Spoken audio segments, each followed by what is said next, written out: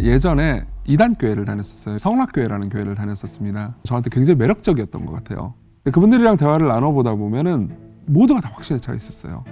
아, 정말 하나님 살아계시고 나는 하나님의 뜻대로 살아야 되고 하나님의 뜻은 이것이고. 그러니까 20대 초반에는 딱 옳고 그름, 그리고 가치 있고 가치 없음, 이렇게 이분법적으로 모든 걸 나누는 게 꽤 매력적으로 보였던 것 같아요. 저한테는. 저도 그렇게 변해갔던 것 같아요. 그래서 저도 나는 진리를 발견했어. 우리가 최고고 보통의 일반적인 장로교회는 다 차갑게 식어 있고 하나님께서는 저들을 떠나셨어. 이런 식으로 생각을 했던 것 같아요. 지금도 기억이 나요. 저는 매 페이지를 눈물로 채웠던 것 같아요. 저는 개척을 하면 망할 줄 알았어요. 저는 직장인이었고 그게 안 망했던 거예요. 안 망하고.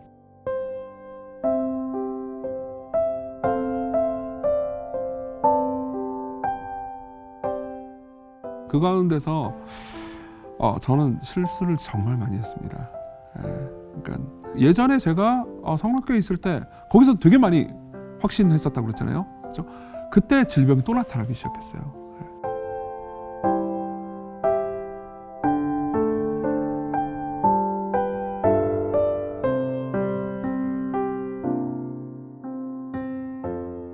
저는 시광교회를 섬기고 있는 이정규 목사라고 합니다. 모르실 분들도 많이 계실 것 같아서요.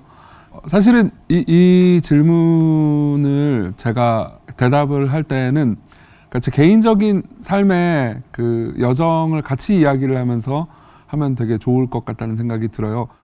저는 이제 예전에 그 이단교회를 다녔었어요. 요즘 이단 하면은 이제 그 유명한 게 뭐 신천지나 뭐 하나님의 교회 이런 게 유명하지만은 지금은 좀 많이 세가 줄어들었는데 저는 이제 성락교회라는 교회를 다녔었습니다. 20대 초반에 이제 처음 그 교회를 갔는데 이제 대학부 수련회를 가게 됐죠. 대학부 수련회를 갔는데 1,000명이 넘는 학생들이 모여가지고 막 찬양하고 기도하고 굉장히 뜨겁게 기도하고 막 방언하고 그런 분위기에 굉장히 압도됐던 기억이 나요. 되게 무섭기도 했고요. 저한테 굉장히 매력적이었던 것 같아요. 그러니까 20대 초반에는 딱 옳고 그름, 그리고 가치 있고 가치 없음, 이렇게 이분법적으로 모든 걸 나누는 게 꽤 매력적으로 보였던 것 같아요. 저한테는. 근데 거기에는 굉장한 확신의 사람들이 있었습니다. 그리고 이제 소위 기적들이나 아니면 뭐 은사 이런 것들에 대해서 강조하는 사람들이 굉장히 많았고 병고침 이런 것들 되게 중요하게 여겼거든요. 그래서 기적적으로 병도 많이 고쳤고 팔 길이가 안 맞거나 발 길이가 안 맞는 분들 이렇게 안 맞는 걸 보여준 다음에 내가 예수 이름으로 명하노니 늘어나라 뭐 이렇게 그러면 늘어났어요. 너무 신기하잖아요. 그래가지고 와 진짜 하나님께서 여기는 일하시는 곳인가 보다. 그리고 귀신 쫓아내고 뭐 삶의 모든 문제를 되게 많이 해결했다. 이런 간증들이 되게 넘쳐났었어요. 그리고 막 1,000명 넘는 사람들이 막 찬양 뜨겁게 하고 기도 뜨겁게 하고 막 방언하고 이런 게 인상이 강하게 와닿았고 나도 저 사람들처럼 되고 싶다. 이런 생각이 있었죠. 근데 그분들이랑 대화를 나눠보다 보면은 모두가 다 확신에 차 있었어요. 정말 하나님 살아계시고 나는 하나님의 뜻대로 살아야 되고 하나님의 뜻은 이것이고 그리고 우리는 이대로 살아야 돼. 그리고 당시에 제가 소속된 곳에 목사님이 가르쳐준 가르침은 거의 절대적으로 옳고 우리는 그것을 추구하면서 살아가면은 가치 있는 그리고 의미 있는 인생을 살 수 있을 거야. 다 그렇게 똘똘 뭉쳐 있었거든요. 근데 그렇게 이 명제 혹은 한 사람에 대해서 똘똘 뭉쳐 있는 집단이 주는 굉장히 매력적인 게 있더라고요. 몇 가지를 생각해 보면 일단 공동체성이 굉장히 강했죠.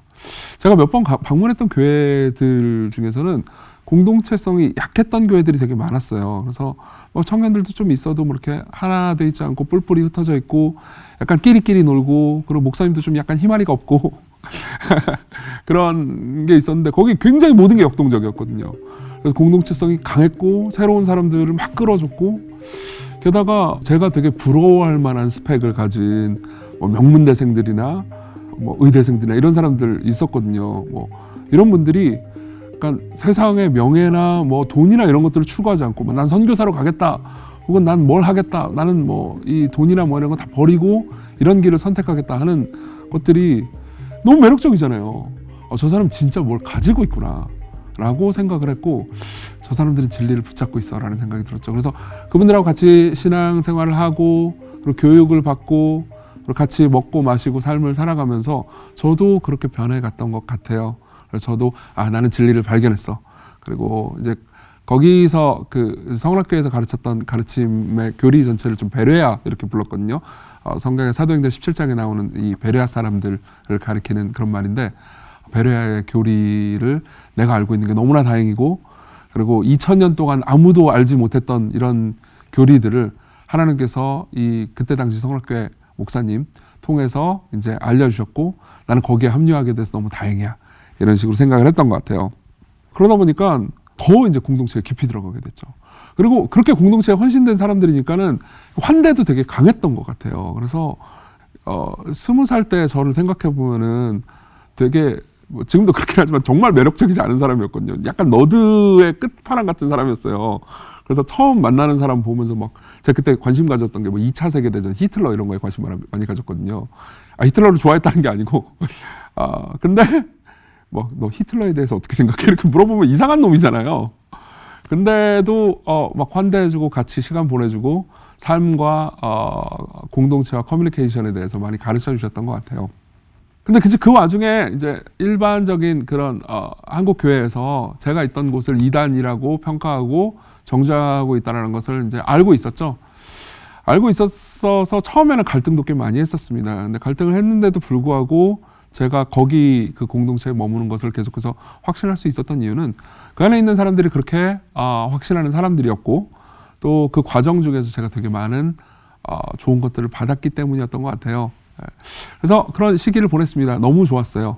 그리고 아마도 제 생각에는 굉장히 많은 지금 이단교회에 소속되어 있는 분들이 제가 느꼈던 거하고 꼭 같지는 않지만 비슷한 경험들을 지금도 하고 계시리라고 생각을 해요. 그래서 저는 그때는 확신을 가졌습니다. 근데 거기에는 부작용도 있었죠. 제일 큰 부작용은 어쨌든 그러니까 그분들 모두는, 저도 그때 그렇게 생각했는데요. 그러니까 저기 있는 한국교회의 많은 사람들은 성경을 제대로 모르고 자기들이 능력도 없고, 그리고 우리를 질투하니까 그렇게 우리를 이단 정죄하고 그런 걸 거야 라고 생각을 했죠. 그리고 가끔 가다가 이제 다른 교회 갈 일이 있긴 있잖아요.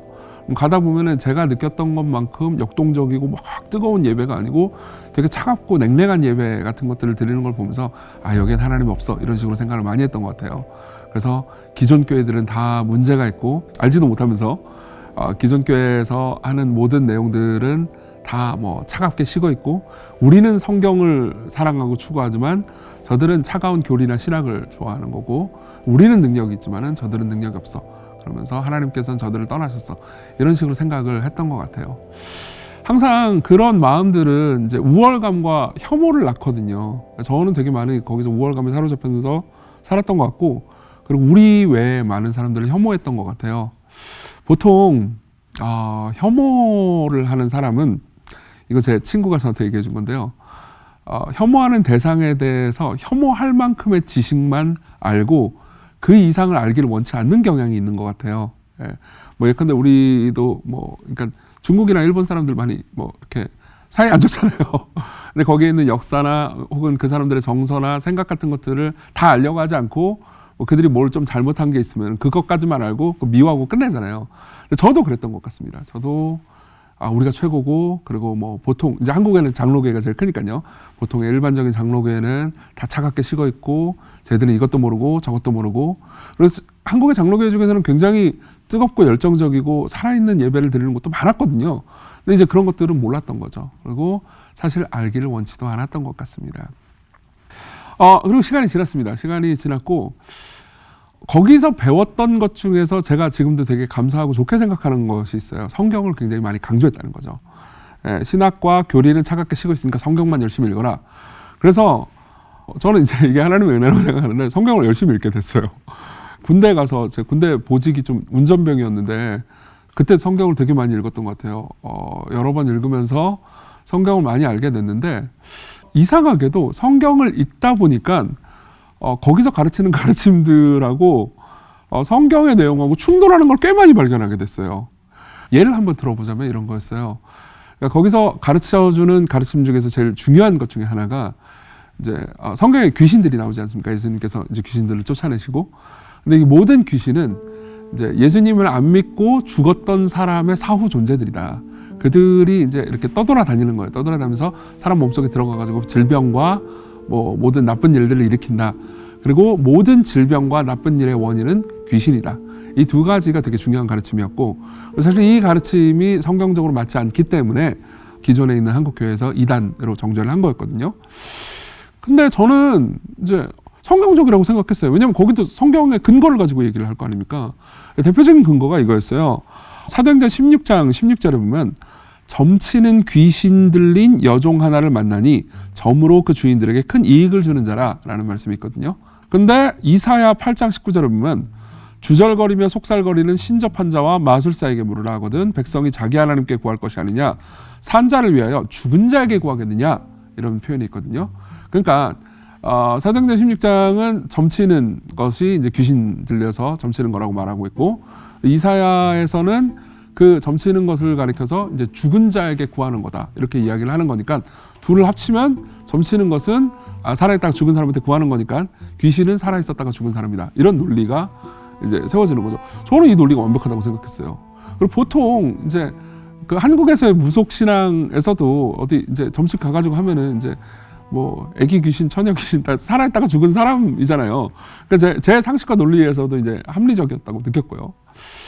그러다가 나중에 이제 성경을 읽다 보면, 성경을 많이 읽다 보면 이제 영어로도 읽고 그리고 성경이 쓰인 원문으로도 읽잖아요. 다양한 방식으로 성경을 접하고 있다 보니까는 이 사도행전 16장 16절에 있는 점치는 귀신이라고 번역된 이 단어 있잖아요. 이게 의역이라는 걸 알게 됐어요. 예. 이게 무슨 의역이냐면 이제 그리스어로 푸니마 피도나라는 단어를 우리나라 말로 의역을 한 건데, 푸니마 피도나가 뭐냐면 파이톤 신이에요. 예. 고대는 여러 이 신들을 섬기고 있었잖아요. 특히 이제 그리스 로마 신화에 보면은 다양한 신들이 있는데 그 중에서는 뱀신이 있었거든요. 그 뱀신이 파이톤이었어요. 예. 그래서 이제 델파의 신전을 지키는 뱀신이 있었고, 그 뱀신이 성경이 그 뱀신을 실제로 존재한다고 생각을 했던 건 아니죠. 근데 그때 당시에 점치는 사람들 중에서는 그 뱀신의 영향을 받아서 혹은 뱀신으로부터 계시를 받아가지고 신탁을 말하는 사람들이 있었던 거죠. 예. 그게 성경이 그런 뱀신이 실제로 존재한다라고 인정한 건 아니지만 이제 이걸 다 설명할 수 없으니까 그냥 점치는 귀신, 파이톤 신 들린 여성 이런 식으로 이제 쓴 거죠. 근데 뱀신이 살아있다가 죽은 사람은 아니잖아요. 그러니까 저는 이거 영어 성경 혹은 그리스어 성경만 봐도 논리가 깨지는 거예요. 그러면서 이거 외에도 이제 성경을 보면서 제가 발견한 것들이 꽤 많았거든요. 성락교에서는 이렇게 가르치는데 성경은 거기에 대해서 반대되는 말도 꽤 많네. 그래서 되게 방황을 많이 했습니다. 그래서 실제로 그걸 가지고 그 목사님한테 물어볼 수는 없었어요. 너무 큰 교회 목사님이라서 만날 수가 없잖아요. 그러니까 이제 중간 리더들한테 물어봤죠. 그래서 이거 이렇게 된 건데 어떻게 된 거냐. 모르죠. 모르고 되게 많이 혼났던 것 같아요. 그러니까 너는 좀 약간 이렇게 의심이 많다. 그리고 네가 뭐 다 아냐. 다 모르죠. 근데 제가 원했던 거는 다 알려달라는 게 아니고 요것만 좀 알려달라는 거였거든요. 그리고 그 알려달라는 요것들이 너무 많아지기 시작하는 거예요. 예. 그래서 확신을 좀 잃었습니다. 확신을 잃었고, 그리고 그 과정 중에서 되게 많이 힘들어했던 것 같아요. 그렇게 힘들어했던 게 제 20대 후반, 이제 30대 초반으로 가기 거의 직전이었는데, 그 과정 중에서 마틴 로이드 존스 목사님의 책을 만나게 돼요. 부흥이라는 책을 처음으로 봤고요. 그리고 그걸 통해서 저는 이제 내적이고 영적인 부흥을 경험했습니다. 특별히 이제 하나님에 대한 인식이 되게 많이 달라졌어요. 제가 그 교회에 있을 때는 물론 이제 하나님 사랑이라고 생각은 했어요. 그렇지만 내가 잘못하면은 두드려 패시고, 내가 열심히 노력하고 하나님께 공로를 쌓지 않으면 결국은 하나님께서 언젠가 나를 버리실지도 모른다라는 두려움 가운데 하나님을 생각했거든요. 근데 로이드 존스 목사님의 책을 쭉 보면서 저는 원래 이런 식으로 생각했거든요. 부흥이라는 게 우리가 열심히 노력하고 하나님께 많은 것들을 드리면 하나님께서 거기에 대한 보답으로 주시는 거라고 생각했어요. 근데 그 책에서 나타난 하나님은 실패한 이들에게 은혜를 베푸시는, 그래서 부흥을 주시는, 부흥이라는 선물 말고는 우리 스스로 노력할 수도 없고 노력할 생각도 없기 때문에 하나님께서 다가오시는 그런 위대한 하나님이 계시더라고요. 그래서 저는 그게 너무 아름답게 느껴졌습니다. 그리고 제가 성경을 그래도 많이 읽었다고 그랬잖아요. 수십 번 읽었는데 거기서 나타난 하나님과 맞는 거예요. 예. 그러다 보니까 이제 도대체 마틴 로이드 존스라는 인간이 어떤 인간이냐 싶을 수 있잖아요. 그래서 이제 서점에 가서 그때 제가 직장생활 이제 하던 때였는데 돈을 좀 버니까 마틴 로이드 존스라는 이름이 붙은 책들을 다 사기 시작했어요. 그래가지고 이제 덕질을 했죠. 그래서 막 파고 들어갔습니다. 그러면서 이제 소위 제가 성락교에 있을 때에서는 약간 경멸했던 그리고 하대했던 이제 정통 신학 혹은 장로교 신학을 접하게 됐죠. 그리고 저는 굉장히 좋았습니다. 네, 너무 많은 좋은 것들을 누렸어요. 너무 많은 좋은 것들을 뭘 누렸는지를 말하기 전에 그 과정 중에서 제가 또 방황했던 이야기를 좀 하나만 더 해드려야 될 것 같아요.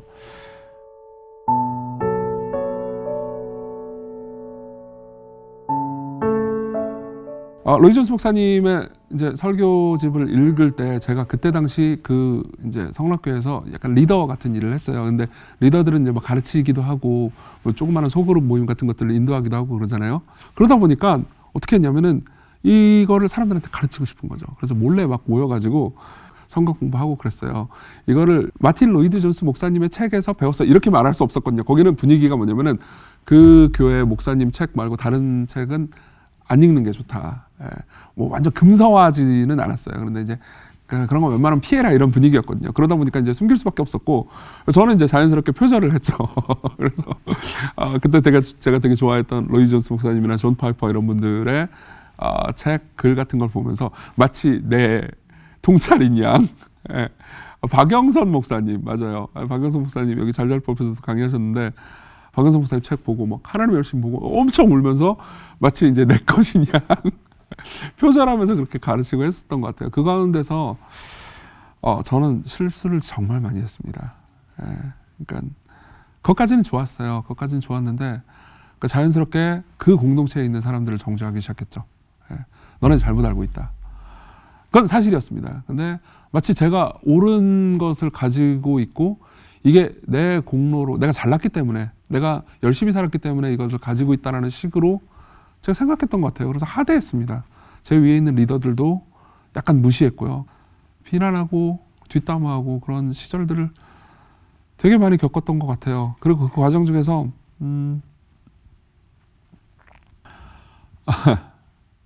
사람들한테 상처를 줬죠. 그때 그 젊은 친구들한테 젊을 때 의분이 있기가 쉽잖아요. 그러니까 저한테 동조했던 사람들은 막 같이 리더들을 비난했고 그리고 그렇지 않았던 사람들은 또 저를 비난하고 저는 또 그 사람을 비난하고 그 과정 중에서 굉장히 친했던 친구가 사이가 금이 가기도 하고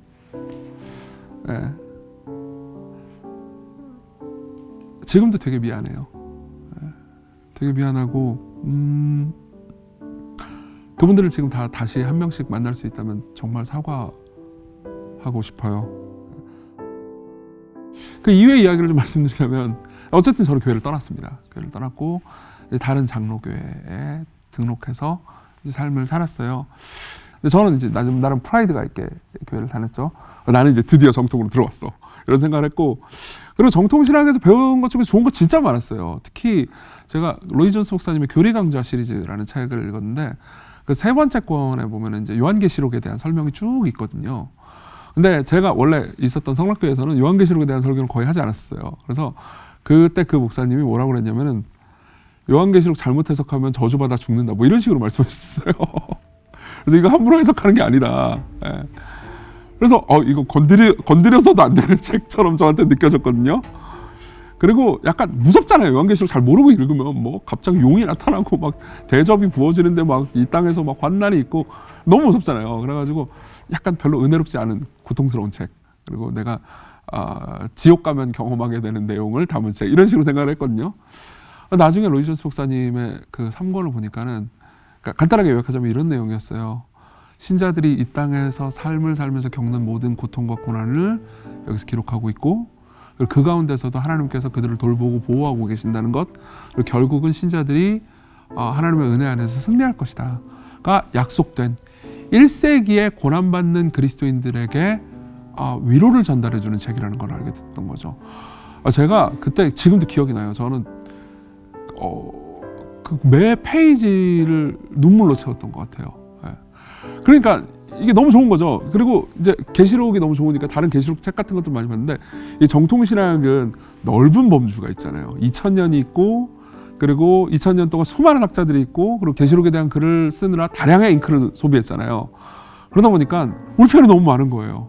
나는 이 조그마한 섹터에서 우리만 잘났어 라고 생각을 하다가 이제 이 넓은 데로 와가지고 이 수많은 사람들이 공통으로 공유하는 그리고 역사적으로 검증된 신학 안에 있으니까 너무 좋은 거예요. 게다가 은혜로운 것들도 꽤 많았습니다. 뭐 예를 들면은 저는 이제 성락교에 있을 때 그리스도와의 연합 그리고 뭐 칭의, 이신칭의 이런 교리에 대해서 듣긴 들었었어요. 말만. 근데 설명을 들어본 적이 없었거든요. 근데 그걸 설명을 들으니까 너무 좋은 거예요. 그분의 모든 의로움과 선함이 우리의 것이 됐고 우리의 모든 죄를 그분이 가져가셔서 십자가에서 못 박혀 죽으셨다. 사실은 되게 간단한 설명이고 그리고 정통교회 안에 있는 분들은 거의 뭐 지겹게 들어봤을 만한 설명이기도 하거든요. 근데 저한테는 엄청난 소망이 됐어요. 왜냐면 저는 항상 죄책감에 시달렸거든요. 그리고 되게 많이 노력했는데도 불구하고 하나님께서 나를 사랑해 주시지 않을 거야 라는 일종의 망령 같은 생각에 시달렸거든요. 그러니까 이 정통신학에 있던 사람들은 이걸 어렸을 때부터 하품하면서 들었던 거예요. 저한테는 막 눈물이 나는 진리를. 그래서 엄청 자부심이 생겼습니다. 나는 이제 드디어 들어왔어. 나는 이제 더 이상 이단이 아니야. 나는 이제 그곳에서 했던 모든 것들이 다 잘못된 것들이었고 나는 내 과거를 부정하겠어 라는 생각으로 넘어갔죠. 그리고 시간이 지났습니다.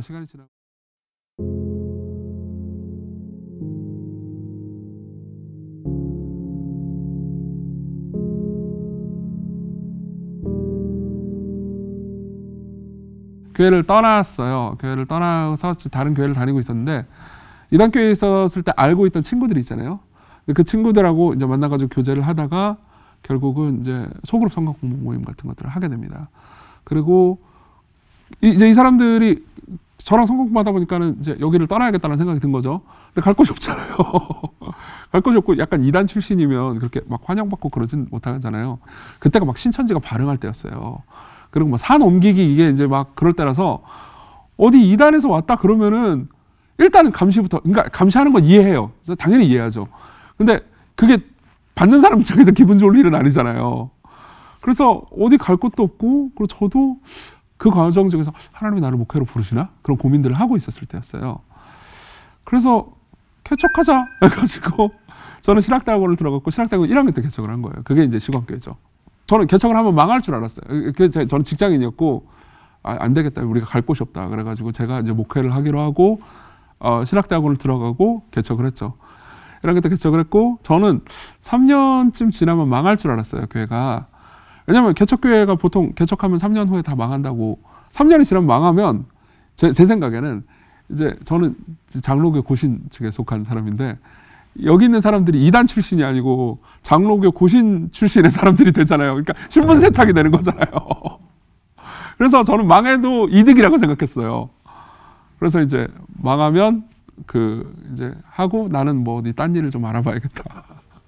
그런 생각을 했는데 3년 지나고 나서 성장은 거의 없었습니다. 거의 없었지만 행복했어요, 우리끼리. 근데 이제 그리고 나서 3년 지나고 나서부터 성장하기 시작했어요.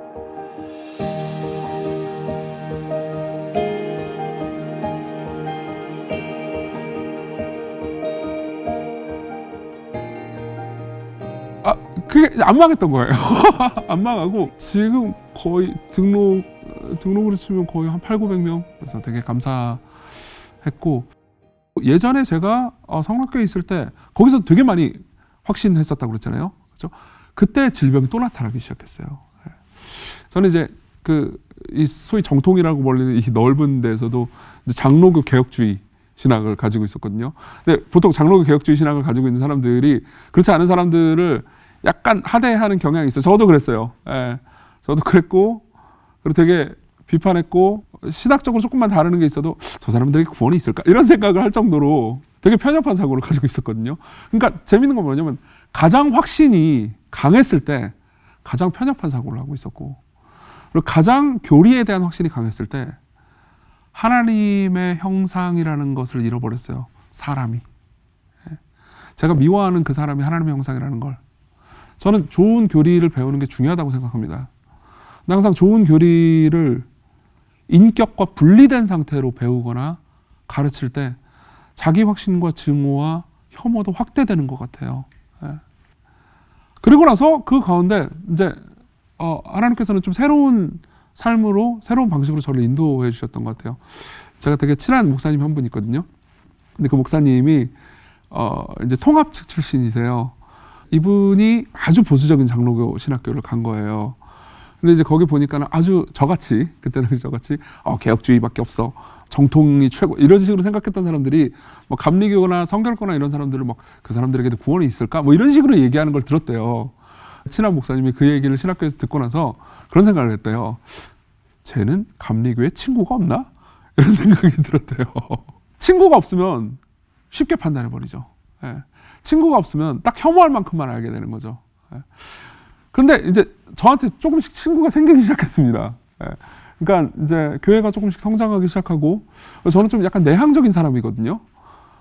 저는 내향적인 사람인데도 불구하고 하나님께서 저 인간 저대로 두면 타락하겠다 싶으셨던지 저한테 다른 교단, 다른 교파에 있는 친구들과 교류를 많이 하도록 하셨어요. 어떻게 하다가 보니까 많이 만나게 됐어요.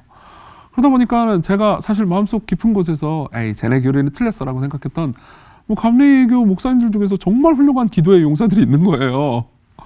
그리고 저보다 그러니까 성품적으로나 혹은 그러니까 신앙적으로 너무 훨씬 좋은 분들도 많은 거죠. 그러니까 친구가 생기면 이야기를 듣게 되더라고요. 실제로 제가 겪었던 것 중에서 제일 재미있는 그 에피소드가 있었는데요. 저는 이제 교회를 개척해서 교회가 이제 성장했죠. 그러다 보면은 개척에 관심 있거나 개척을 알고 싶어하는 분들이 저한테 개인적으로 만나기를 원하거나 혹은 이제 강연 요청을 할 때가 있어요. 근데 저는 이제 장로교 고신 측에 속해 있고, 사실 우리나라에서는 이제 대체로 가장 보수적인 교단이라고 알려진 교단이죠. 근데 한신대학교에서 교회 개척에 대한 강의를 해달라고 요청을 한 거예요. 한신대학교는 어쨌든 한국에 있는 기독교 교단 중에서 가장 진보적인 축에 속했다라는 교단이거든요. 근데 여기서 저를 부른 겁니다. 그래서 잘못 알고 불렀나? 라고 생각을 하고 갔었어요. 갔는데 너무 좋았습니다. 물론 이제 강의는 교회 개척에 관한 강의였고, 교회 개척 변증에 관한 강의였고, 강의를 하고 끝나고 이제 잠깐 교제할 수 있는 자리가 있었죠. 교제를 하는데 너무 좋은 분들이니까 저는 하고 싶은 얘기 다 하고 싶을 수 있는 거예요. 궁금한 것도 물어보고, 사실 되게 이렇게 점잖은 체 하면서 이렇게 피상적인 대화만 하려고 그랬거든요. 근데 마음을 솔직히 열어주시고 얘기를 되게 많이 해주신 거예요. 그래서 제가 약간 공격적인 질문도 했어요. 그러니까 뭐 예를 들면 성경의 권위 같은 주제 같은 거죠.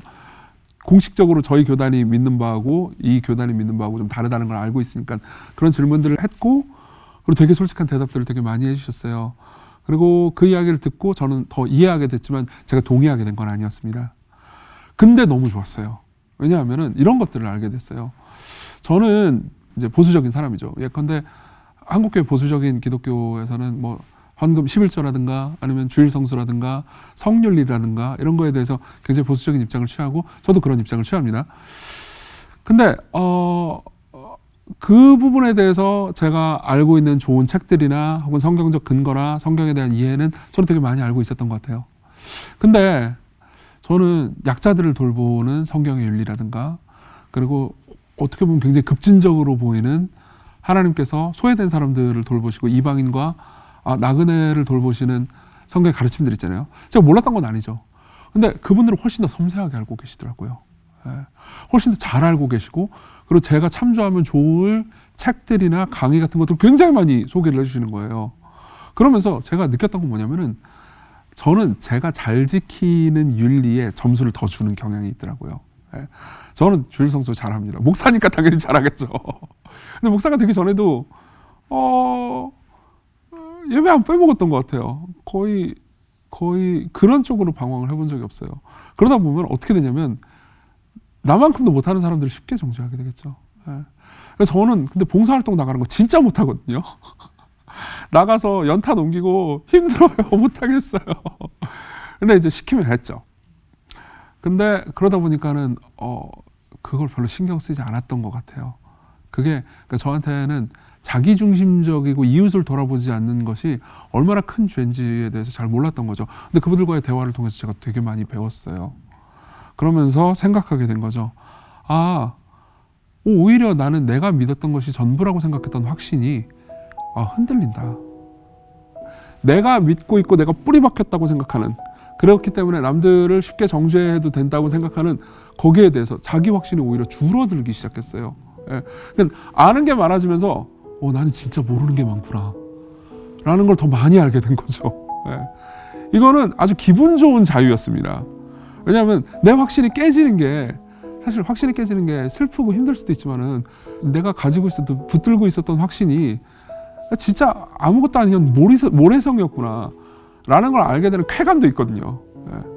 그러면서 저는 앞으로도 그렇게 될 것 같아요. 아는 게 내가 더 많아질수록 내가 더 모르는 게 많구나 라는 걸 알게 될 것 같아요. 그리고 지난 삶을 생각해 보면은 이런 생각이 들었습니다. 제가 성학교에 있을 때 초기에 20대 초반에 강력하게 확신했죠. 그리고 그것 때문에 증오와 혐오가 생겼습니다. 그리고 하나님께서는 그 과정 중에서 흔드셨어요. 회의를 하시고 흔들고 나서 또 다른 곳으로 넘어가게 하셨죠. 그리고 그 전에서 배웠던 모든 좋은 것들을 가지고 가게 하신 것 같아요. 그러고 나서 또 여기서도 또 혐오와 증오와 자기의의가 시작됐죠. 그러고 또 하나님께서는 그 과정들을 흔드셨던 것 같아요. 사실 그런 자기의의가 저희 교회 교인들한테도 상처를 주었을 거예요. 많이 주었을 거예요가 아니고 많이 줬죠. 목사가 자기 확신에 사로잡히면 교인들한테 상처를 주는 것 같아요. 그걸 참아내고 같이 해주신 분들이 너무 감사할 따름이죠. 그리고 그 과정을 지나고 나서 제 삶에는 조금 더 여유가 생겼던 것 같아요. 어떤 여유가 생겼냐면, 그러니까 나랑 다른 생각을 가진, 신학을 가진, 교리를 가진 사람들에 대해서 아직 내가 틀렸다고 말하지만 제 신학은 변한 게 아무것도 없습니다. 근데도 저는 더 들을 수 있게 됐고요. 호기심을 가지게 됐고요. 호기심이 진짜 중요한 거잖아요. 호기심이 있어야 듣고 싶으니까요. 들을 수 있게 됐고, 비판하기 위해서 듣는 게 아니고 배우기 위해서 듣게 되고, 대화하게 됐고, 그리고 나와 다른 생각을 가진, 그리고 나와 다른 확신을 가진 저 사람도 하나님의 형상이다, 하나님께서 만드신 존재다라는 생각을 하게 된 것 같습니다. 여기까지 이야기를 들으신 분들 중에서 어떤 분들은, 그리고 저도 사실 이런 생각이 들긴 하는데, 그러니까 결국 그래도 기독교는 진리의 종교인데, 그리고 이것도 맞다 저것도 맞다, 이건 다 그냥 부분일 뿐이다라고 이야기를 하면 그거는 너무 다원주의적인 거 아니냐. 결국 기독교의 근간, 기독교는 절대적인 진리를 믿는다는 근간을 흔드는 거 아니냐. 그래도 이 확신 안에 있어야 되는 거 아니냐. 이런 질문이 떠오르실 것 같아요. 사실 제 마음속에서도 굉장히 많이 떠올랐던 질문이에요. 거기에 대해서 제 생각만 간단하게 좀 말씀드리고 끝냈으면 좋겠어요. 이 과정들을 통과하면서 저한테 제일 좋은 가르침을 줬던 분이 계십니다. 한 번도 대면에서 만나본 적은 없는데 팀 켈러 목사님이죠. 그분도 장로교 목사님이시고요. 저도 장로교 목사고요. 그리고 그분도 개혁주의 신학을 하시는 분이고 저도 그렇죠. 근데 그분은 되게 좋은 모범을 보여주셨어요. 어떤 모범을 보여주셨냐면 복음을 가르쳐 주셨어요.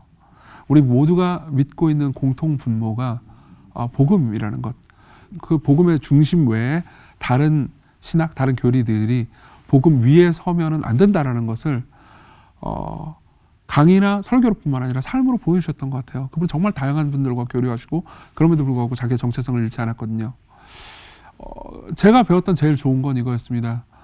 복음이 십자가에 달리신 그리스도를 통해서 가장 찬란하게 드러난다는 거죠.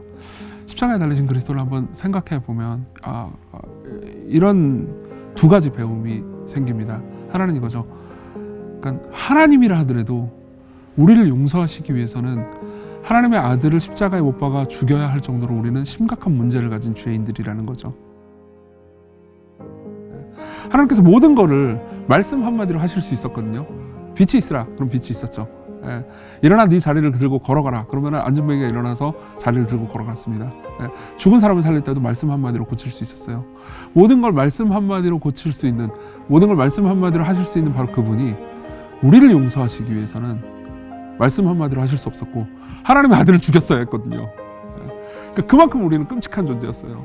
그렇지만 하나님께서 그러한 우리를 용서하시고 그러한 우리에게 아들을 주실 정도로 우리를 사랑하셨죠. 그러면서 제가 배웠던 정체성은 이거였어요.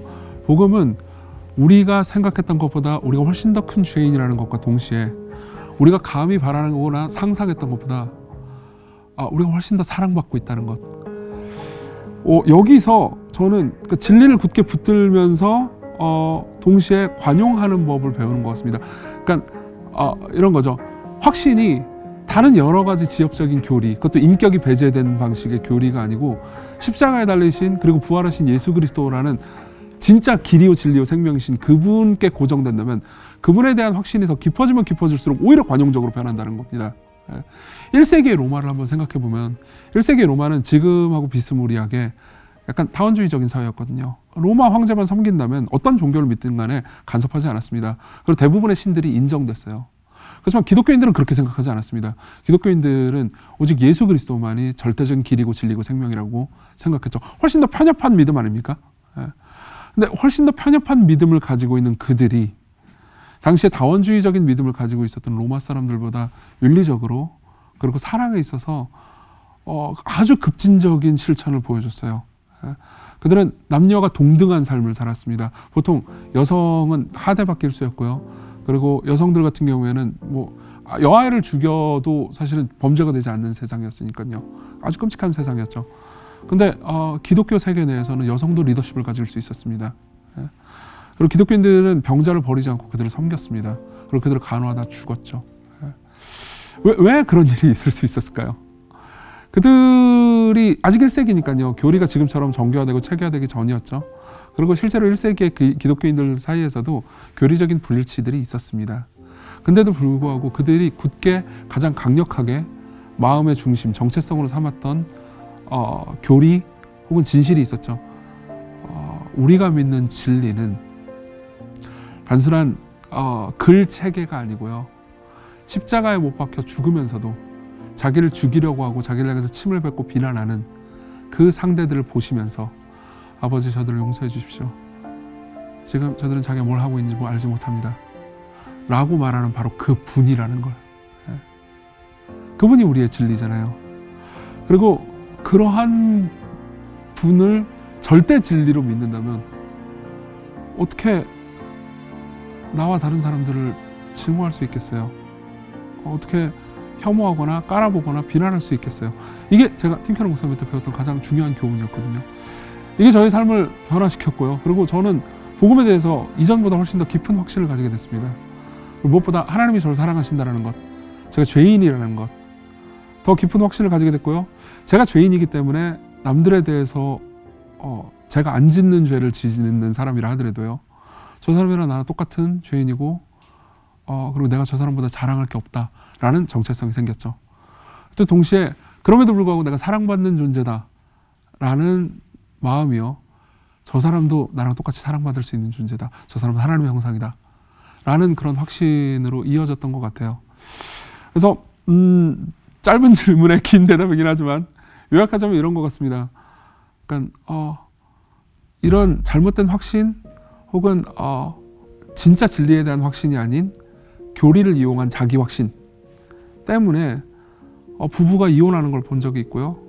그리고 가족이 깨지는 것, 그리고 사랑하는 친구들이 헤어지는 것, 멀쩡하던 좀 하나님 나라 같던 교회가 완전 지옥처럼 변해가는 것을 본 적이 있습니다. 지금도 보고 있고요. 왜 이런 일이 생기는 걸까요? 이 이야기가 우리의 일상과 무관한 이야기가 절대 아니라고 생각합니다.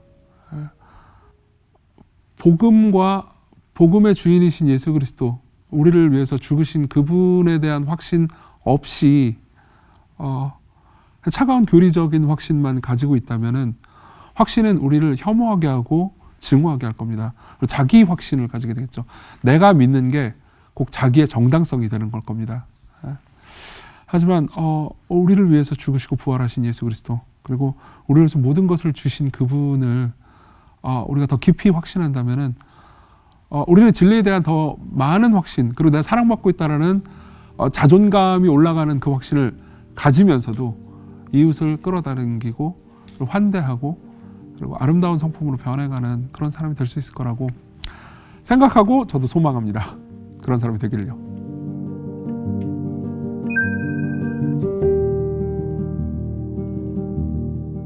몇 년 전에 이런 일이 있었어요. 재밌는 메일이 연달아 몇 통이 온 적이 있어요. 무슨 내용이었냐면 잘잘법에서 김학철 교수님이 그 진화론 관련해서 그 얘기한 그 내용을 보고 이거 맞는 거냐 검증해달라. 목사님 어떻게 생각하냐 이걸 물어보시더라고요. 이제 즉답으로 말씀드리자면 몰라요. 저도 모릅니다. 저는 목사 나부랭이일 뿐입니다.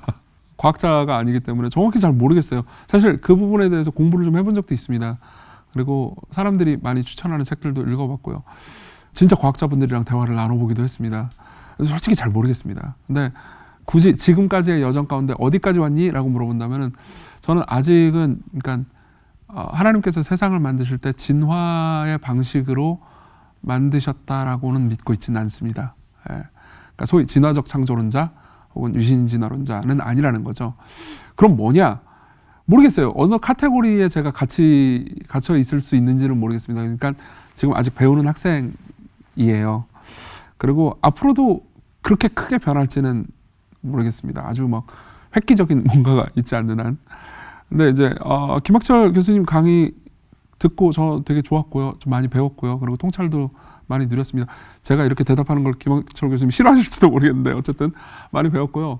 근데도 불구하고 저는 지금은 잘 대화하고 잘 수용할 수 있을 것 같습니다. 이유는 뭐냐면요. 이런 거예요. 이게 그렇게 중요하진 않아요. 제가 복음을 전할 때. 예. 그리고 우리 교회 성도들을 섬길 때 그렇게까지 중요하지는 않습니다. 그리고 오히려 김학철 교수님 같은 분들이 되게 과감하게 얘기해 주셨거든요. 몇십 년 지나면 이제 별 문제가 안 생길 거다 이거에 대해서.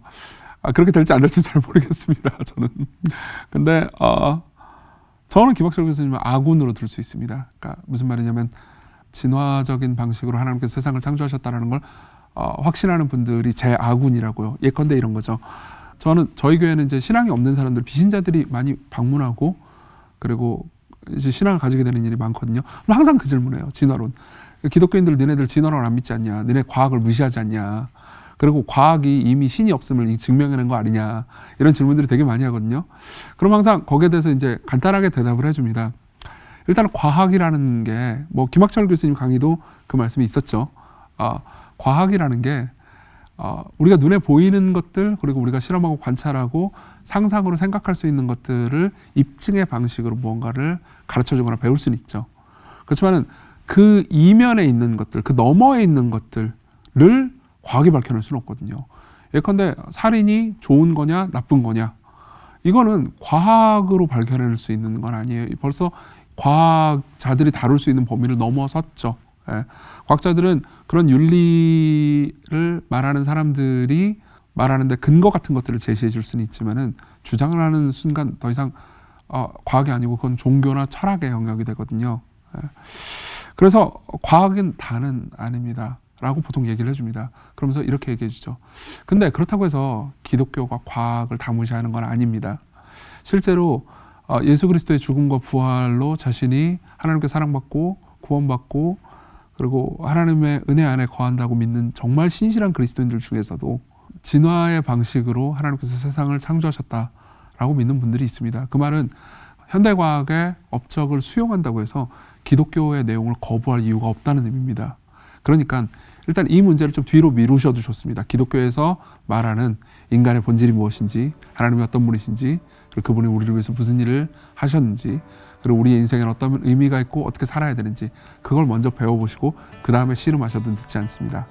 라고 대답할 수 있는 거죠. 그럼 우리 편이잖아요. 이렇게 믿는 분이 없었으면요. 저는 글쎄요. 진화론은 무조건 나쁜 겁니다. 라는 대답밖에 할 수가 없었을 거예요. 네. 그러니까 저는 다양성이 우리의 아군이 될 수 있다고 생각했어요. 네.